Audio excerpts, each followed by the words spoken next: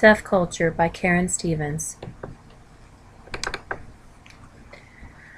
What did I expect? Well, I was feeling intimidated by attending a deaf coffee chat with no real background knowledge of deaf culture, especially since I do not know American Sign Language. I wasn't sure if they would welcome me into their group because of my only experience with deaf people was meeting one deaf person before, and he really made it known he did not like hearing people. So I was afraid that they would feel as if I was invading their space.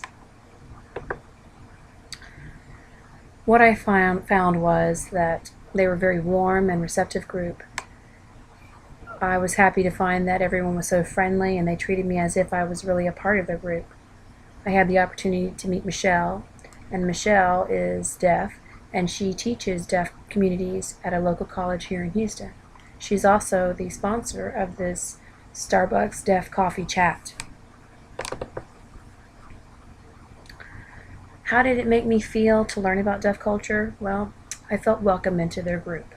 In fact, I am now part of their Facebook page, and I was invited to come back and join them again. I feel like I've made some new friends, and I can't wait to go back and visit with them again.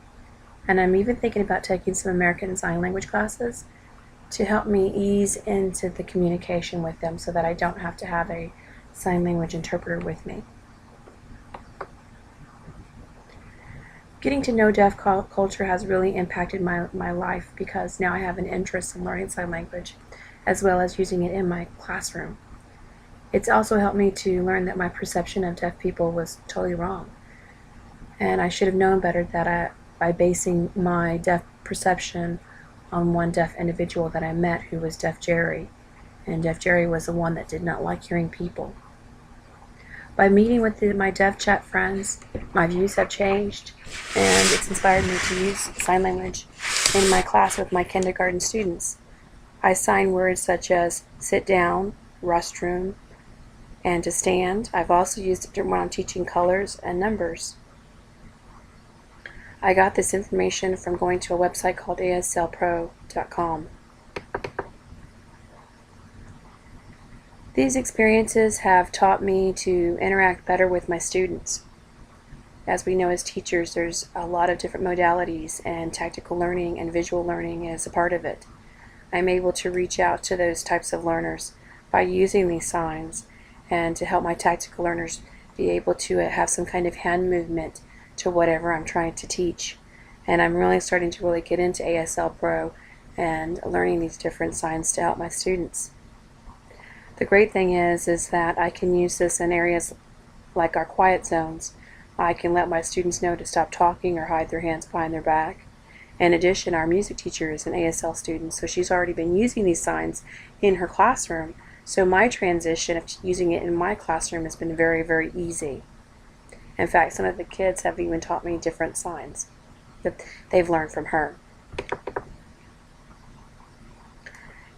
The Starbucks Deaf Coffee Chat in Houston, Texas is right there off of Highway 6 and 290.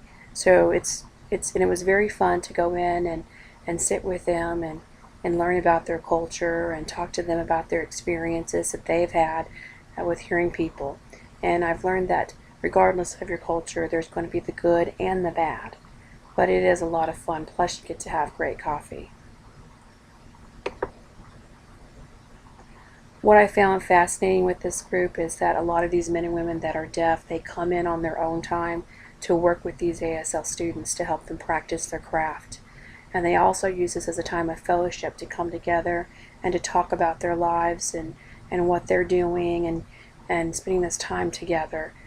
I was really in awe by them and watching them sign and looking at their facial expressions, their gestures, their hand movements, the finger spelling. They're so fast and it's just so amazing. I've also learned about some different information. I've learned about their website called Houston's Deaf Coffee Chat website. I'm a part of their Deaf Coffee Chat page where they let me know when this upcoming coffee chats are coming.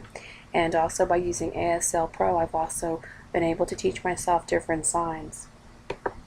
I've also had the opportunity to go on YouTube and watch different interpreters sign at concerts. For example, I found one of a girl named Christy, and she's signing the opening act of Celine Dion. And it's just a beautiful language. And I'm hoping to teach my students maybe it's a song in ASL about colors or numbers or some kind of holiday or something like that. So I've been really inspired. Well, thank you for listening to my digital video. This is Karen Stevens, and this is See You Later.